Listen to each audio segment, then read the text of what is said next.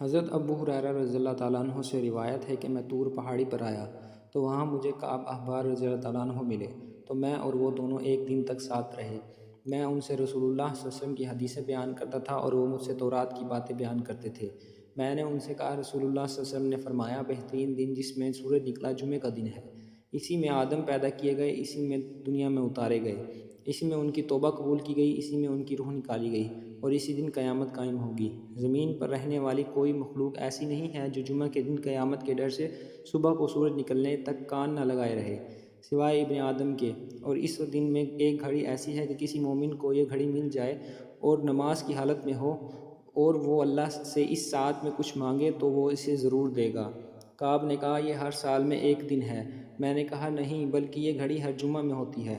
تو کعب نے تورات پڑھ کر دیکھا تو کہنے لگا، رسول اللہ صلی اللہ علیہ وسلم نے سچ فرمایا، یہ ہر جمعہ میں ہے۔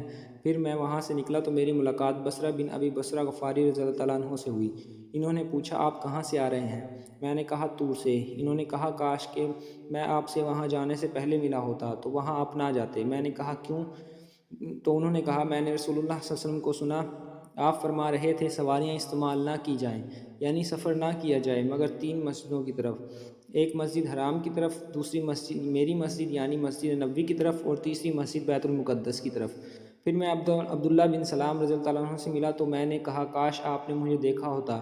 میں طور گیا تو میری ملاقات کعب سے ہوئی۔ پھر میں اور وہ دونوں پورے دن ساتھ رہے۔ میں ان سے رسول اللہ صلی اللہ علیہ وسلم کی حدیثیں بیان کرتا تھا اور وہ مجھ سے تورات کی باتیں بیان کرتے تھے۔ میں نے ان سے کہا، رسول اللہ صلی اللہ علیہ وسلم نے فرمایا، دنوں میں بہترین دن جمعہ کا دن ہے، جس میں سورج نکلا، اسی میں آدم پیدا کیے گئے، اسی میں دنیا میں اتارے گئے، اسی میں ان کی توبہ قبول ہوئی، اسی میں ان کی روح نکالی گئی، اور اسی دن قیامت قائم ہوگی۔ زمین پر کوئی ایسی مخلوق نہیں جو قیامت کے ڈر سے جمعہ کے دن صبح سے سورج نکلنے تک کان نہ لگائے رہے، سوائے ابن آدم کے۔ اور اس دن میں ایک گھڑی ایسی ہے کہ جس مسلمان کو وہ گھڑی نماز کی حالت میں مل جائے اور وہ اللہ سے کچھ مانگے تو اللہ تعالیٰ اس کو وہ چیز ضرور دے گا۔ اس پر کعب نے کہا، ایسا دن ہر سال میں ایک ہے۔ تو عبداللہ بن سلام رضی اللہ عنہ نے کہا، کعب نے غلط کہا۔